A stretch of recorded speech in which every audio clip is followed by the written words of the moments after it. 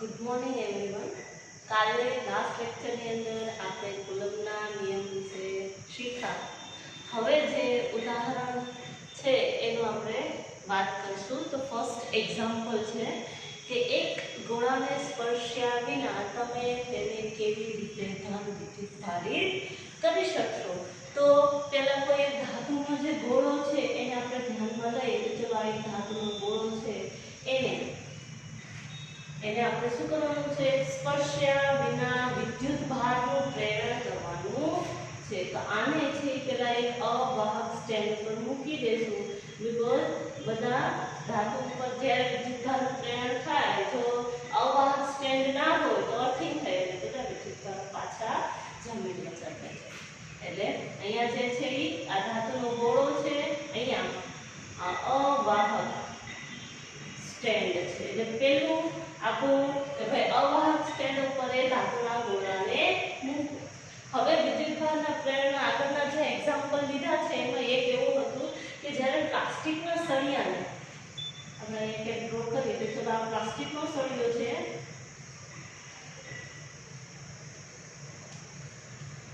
ફર સાથે ઘસવામાં આવે, બરાબર.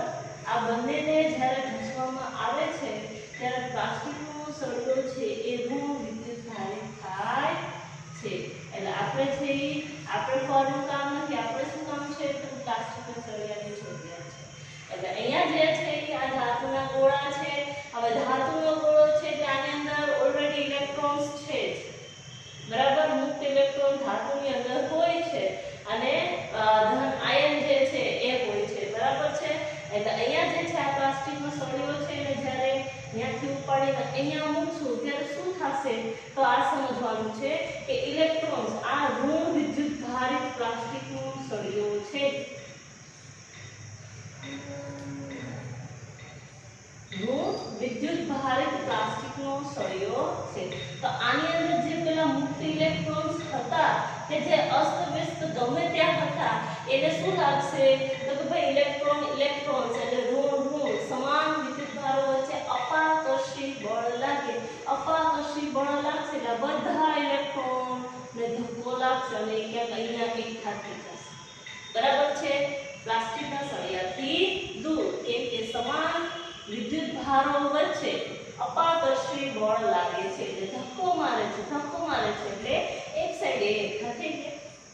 તો હવે અહીંયા બધા ઋણ થયા છે તો ધનાયન ક્યાં એકઠા થશે તો કે ક્યાંક અહીંયા એકઠા થશે, બરાબર છે.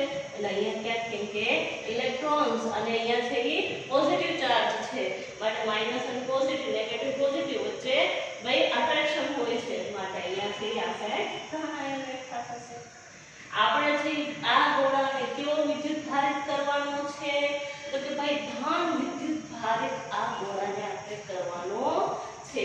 એટલે શું કરશું તો જો અત્યારે આપણે અલગ કરી નાખ્યા છે કે ધન આયનને અલગ કર્યા છે, ઇલેક્ટ્રોન્સને એક સાઈડ કર્યા છે, બરાબર છે.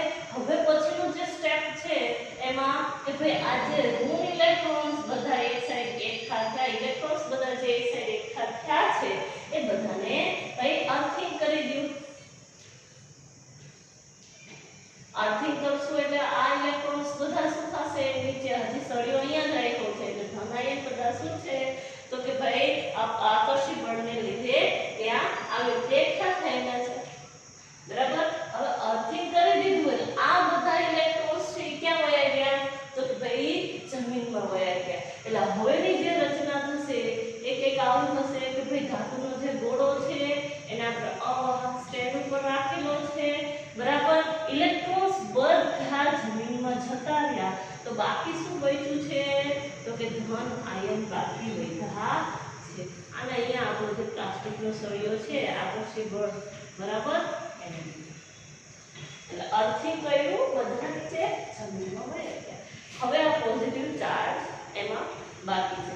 આ સળિયાને તમે દૂર કરો એટલે આ જે ધન આયનને આકર્ષી બળ લાગે છે એ હવે લાગતું નથી અને હવે નથી લાગતું માટે એ કઈ એક સાઈડ ત્યાં હવે જમા રહેશે નહીં.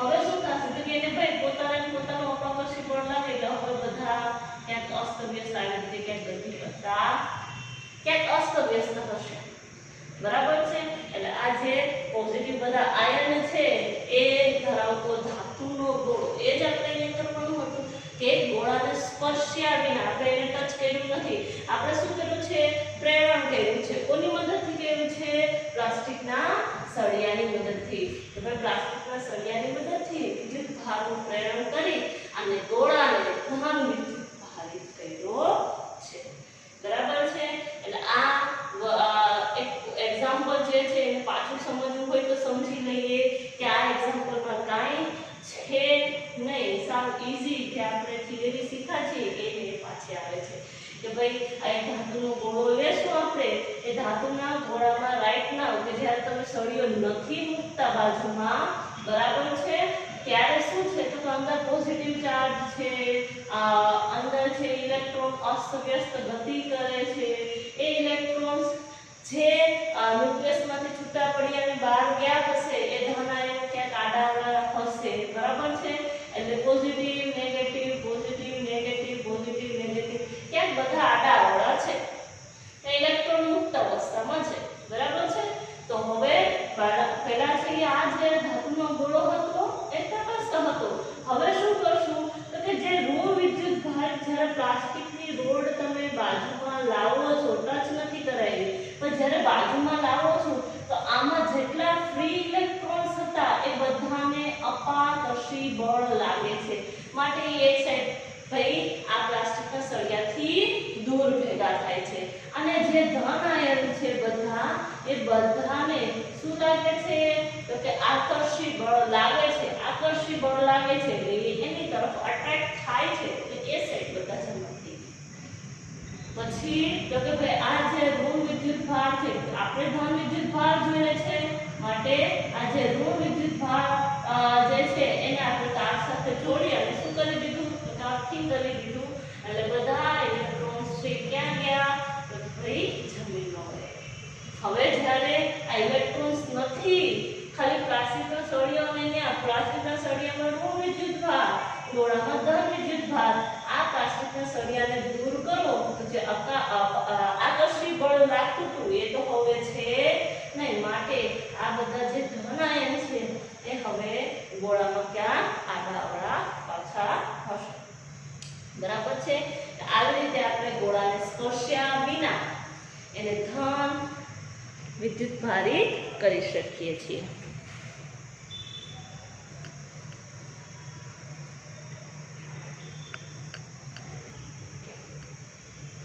હવે પછીનું આપણું બીજું એક્ઝામ્પલ જે છે એને આપણે ધ્યાનમાં લઈશું બરાબર છે બીજું એક્ઝામ્પલ કંઈક એવું છે કે એક પદાર્થમાંથી બીજા પદાર્થમાં દર સેકન્ડે 10⁹ ઇલેક્ટ્રોન જતા હોય તો બીજા પદાર્થ પર કુલ 1 કુલમ થવા માટે કેટલો સમય લાગશે બીજા પદાર્થ પર કુલ 1 કુલમ જેટલો વિદ્યુત ભાર થવા માટે કેટલો સમય લાગશે એ આપણે ગણતરી કરી અને કરવાનો છે બરાબર છે તો હું સાદું લખું કે ચલો હવે આ એક પદાર્થ છે આ બીજો પદાર્થ છે બરાબર એક પદાર્થ ને બીજા પદાર્થને ટચમાં લાવીએ છીએ તો એક પદાર્થ પરથી બીજા પદાર્થ પર દર સેકન્ડે જ્યારે કઈ દર સેકન્ડ એટલે એ હંમેશા કેમાં આવે તો કે છેદમાં કેટલા જાય છે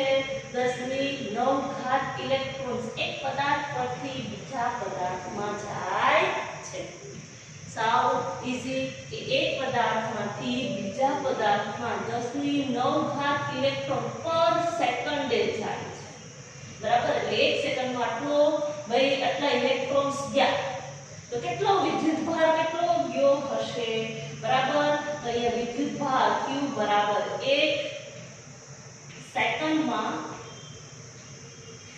પસાર થતો વિદ્યુત ભાર એમ લખી શકાય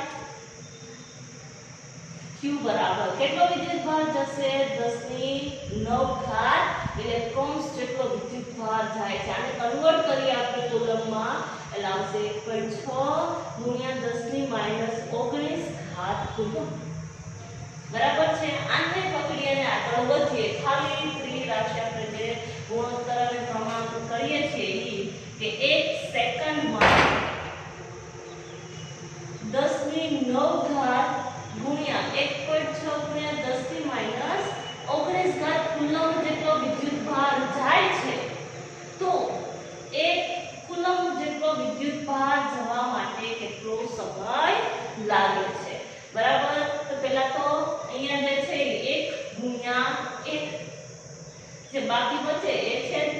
એટલે 10 ની 9 ઘાત ગુણ્યા 1.6 ગુણ્યા 10 ની -19 ઘાત. હવે અમારે આઈ થિંક સ્ટાર્ટિંગમાં કરી લેવાની જરૂર છે. 10 ની 9 ઘાત 10 ની -19 ઘાત, બરાબર? એટલે +9 -19 એટલે થશે -10 ઘાત. એટલે અહીંયા આવશે 1/1.6 ગુણ્યા 10 ની -10 ઘાત. આની કઈ ગણતરી કરશું. આ જે સમય આવશે એ કેમાં આવે છે હજી અત્યારે? તો કે સેકન્ડમાં આવે. જ્યારે મને સમય મળે છે એ સેકન્ડમાં મળે છે. આ સેકન્ડ છે એને કન્વર્ટ કરવા છે આપણે.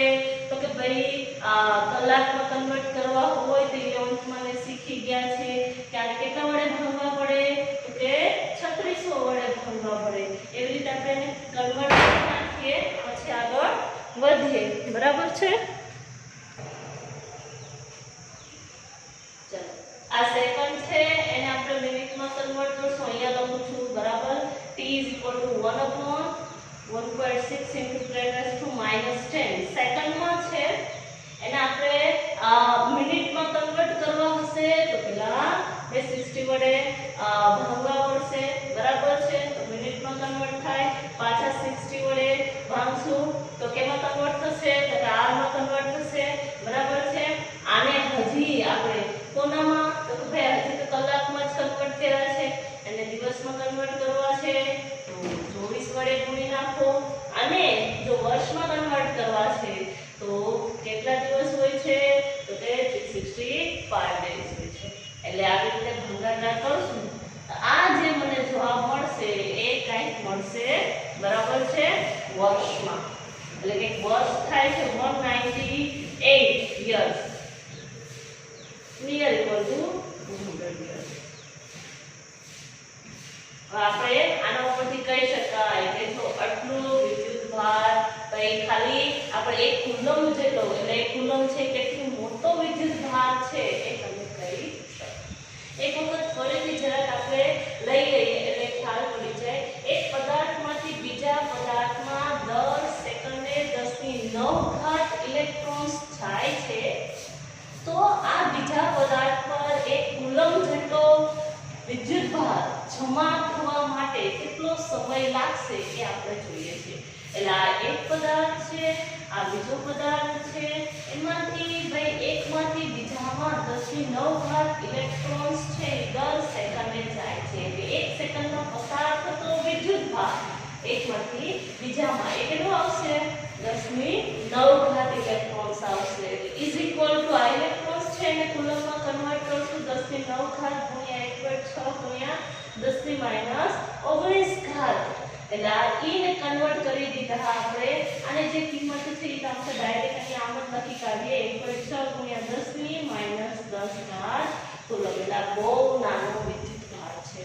હવે આને જ પકડીને આગળ વધીએ કે 1 સેકન્ડમાં આટલો વિદ્યુત ભાર જાય છે તો 1 કુલમ જેટલો વિદ્યુત ભાર જવા માટે કેટલો સમય લાગે? આ સમય અને આ વિદ્યુત ભાર 1 સેકન્ડમાં એટલો વિદ્યુત ભાર પસાર થયો તો 1 કુલમ વિદ્યુત ભાર પસાર થવા માટે કેટલો સમય લાગશે?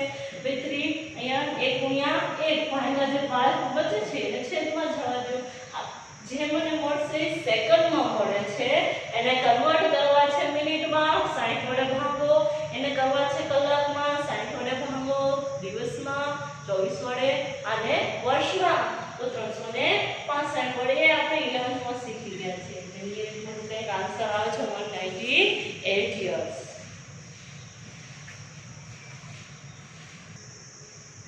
હવે આપણે ત્રીજો એક્ઝામ્પલ લેશું. બરાબર છે? તો ત્રીજા એક્ઝામ્પલની રકમ પહેલા સ્ટાર્ટિંગમાં કંઈક એવી છે કે એક પ્યાલા પાણીમાં કેટલા ધન અને કેટલા ઋણ વિદ્યુત ભાર હશે. બરાબર? પ્યાલામાં રહેલા પાણીનું દળ છે એ 250 ગ્રામ છે અને એનો જે અણુભાર છે પાણીનો એ કેટલો છે? તો કે 18 છે. હવે સો સિમ્પલ, બીકોઝ પાણી છે ન્યુટ્રલ છે માટે પાણીમાં જેટલા ધન હશે એટલા શું હશે? ઋણ વિદ્યુત ભાર હશે. તો આને અણુભારને લઈ અને પહેલા આગળ વધીએ કે 1 મોલ પાણી જે છે એનું દળ કેટલું હોય? તો કે એના અણુભાર જેટલું હશે. બરાબર? બરાબર. એટલે 1 મોલ પાણીનું દળ છે એ 18 ગ્રામ છે. એમાં ભાઈ અણુની સંખ્યા કેટલી હશે? તો કે અણુની સંખ્યા 1 મોલમાં કેટલી હોય? એવોગ્રેડો અંક જેટલી હોય છે. એવોગ્રેડો અંક એટલે 6.02 ગુણ્યા 10 ની 23 ઘાત જેટલી હશે. 1 મોલ પાણીનું દળ 18 ગ્રામ હશે. એના અણુની સંખ્યા કેટલી હશે? તો કે 6.02 ગુણ્યા 10 ની 23 ઘાત જેટલી હશે. બરાબર. તો 18 ગ્રામમાં એટલા અણુ છે. તો આપણે આગળ પ્યાલામાં તો કે 250 ગ્રામ છે. તો 250 ગ્રામમાં અણુની સંખ્યા કેટલી? સાવ સાદું. ભાઈ 18 ગ્રામમાં આટલી છે તો 250 ગ્રામમાં કેટલી હશે? એટલે હવે ત્રાંસુ ગુણાકાર જ કરશું.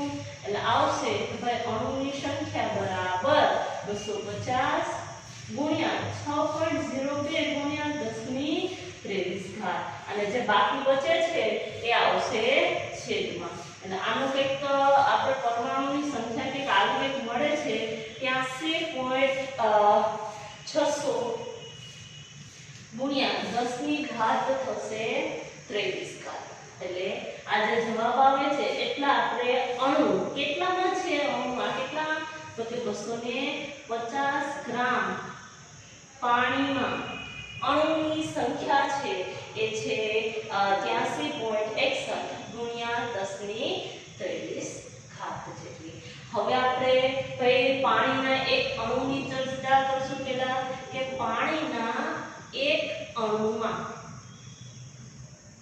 પાણી એટલે આપણે H2O લઈએ ને માટે શું આવશે? તો કે 2 હાઇડ્રોજન અને 1 ઓક્સિજન. હવે આની અંદર H2O માં પાણીમાં ઇલેક્ટ્રોન્સની સંખ્યા કેટલી? એટલે પાણીના એક અણુમાં ઇલેક્ટ્રોનની સંખ્યા, ઇલેક્ટ્રોનની જેટલી સંખ્યા હશે એટલી શું હશે? પ્રોટોનની સંખ્યા હશે. એટલે અણુ છે એની અંદર પ્રોટોન અને ઇલેક્ટ્રોન સમાન સંખ્યામાં હોય છે. એટલે પાણીના એક અણુમાં 2 હાઇડ્રોજન છે, 1 ઓક્સિજન છે. તો 2 હાઇડ્રોજનમાં 1 હાઇડ્રોજનમાં 1 ઇલેક્ટ્રોન. એટલે 2 હાઇડ્રોજનમાં કેટલા આવશે? 2 ઇલેક્ટ્રોન થશે. ઓક્સિજનમાં તો કે ઓક્સિજનમાં 8 આવશે. એટલે 2 + 8 એટલે 10 ઇલેક્ટ્રોન. આમ લખી કાઢું. બરાબર છે. એક અણુમાં ઇલેક્ટ્રોનની સંખ્યા કેટલી થાય છે? 10 જેટલી થાય છે. બરાબર. એટલી ઇલેક્ટ્રોનની સંખ્યા થાય છે. તો આપણે આગળ હવે અહીંયા આમ લેશું કે એક અણુમાં 10 જેટલા ઇલેક્ટ્રોન્સ છે તો 83.61 ગુણ્યા 10 ની 23 ઘાત જેટલા અણુમાં કેટલા ઇલેક્ટ્રોન હશે?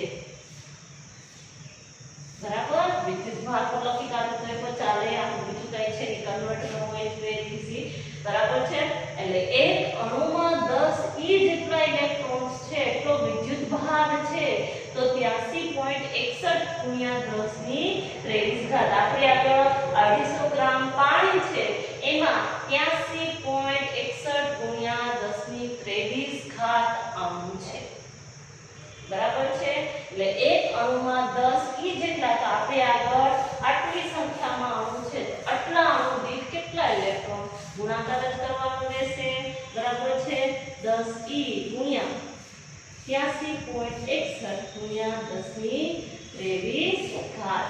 આ મને મળશે. E છે એને કન્વર્ટ કરી નાખો. કુલમમાં આપણે કન્વર્ટ કરતા ફાવે છે. હવે બરાબર 10 ગુણ્યા E તો કે 1.6 ગુણ્યા 10 ની -19 ઘાત 83.61 આ જે કિંમત છે એ જ ખાલી મૂકવાની છે. આ કંઈક આપણે કહીએ તો જવાબ આવે છે 133.77 ગુણ્યા 10 ની 7 ઘાત જેવું સમથિંગ છે. બરાબર. એટલે E છે એને કન્વર્ટ કરી નાખ્યા છે આપણે. સોરી 7 ને 5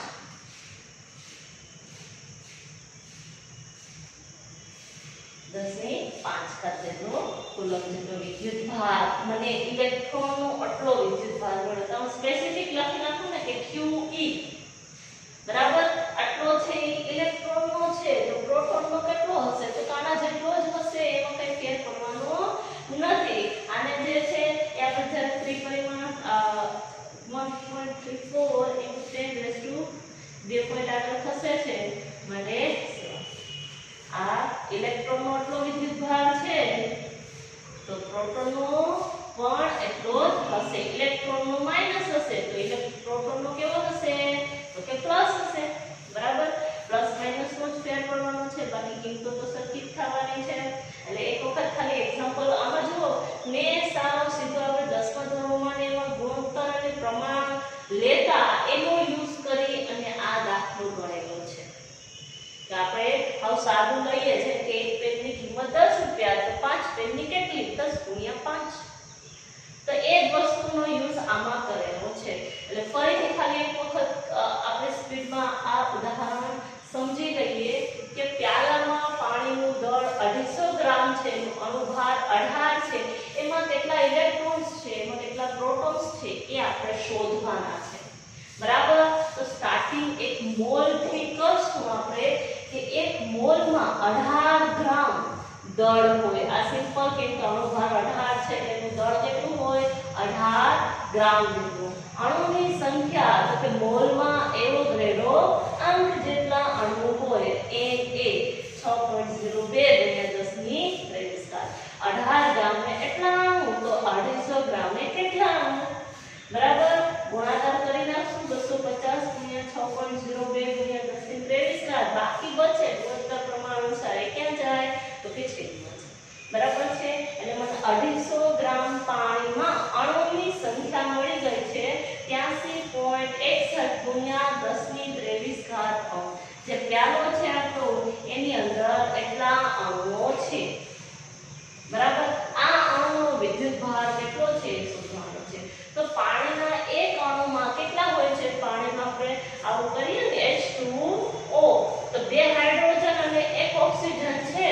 તો એક અણુમાં એમાં ઇલેક્ટ્રોન, હાઇડ્રોજનમાં ઇલેક્ટ્રોન કેટલા? 1. 2 હાઇડ્રોજન છે તો 2 ઇલેક્ટ્રોન.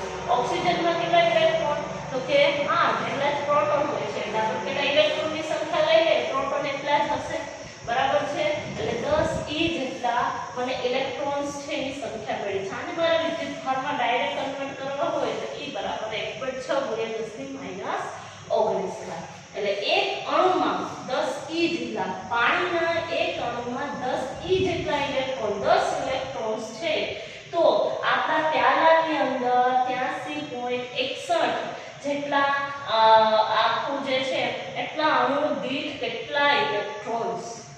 પાછો ગુણોત્તર અને પ્રમાણ એટલે ગુણાકાર કરી નાખીએ કે 10 E × 83.61 × 10^23 ભાગાકારમાં એટલે લખવાની આપણે જરૂર આવતી નથી. આ E છે એને કન્વર્ટ કરી નાખો કુલમમાં 1.6 × 10^-19 કુલમ. બરાબર, એટલે જે જવાબ આપને આવશે એ વિદ્યુત ભાર થશે. ઇલેક્ટ્રોનનો વિદ્યુત ભાર પ્રોટોનનો ધન આવશે. એટલે પ્લસ ઓર માઈનસ કરીએ અને લખવું હોય તો Q = +/- 10^7 કુલમ જેટલું થાય છે. બરાબર છે, એટલે આમાં ઈઝી દાખલો છે.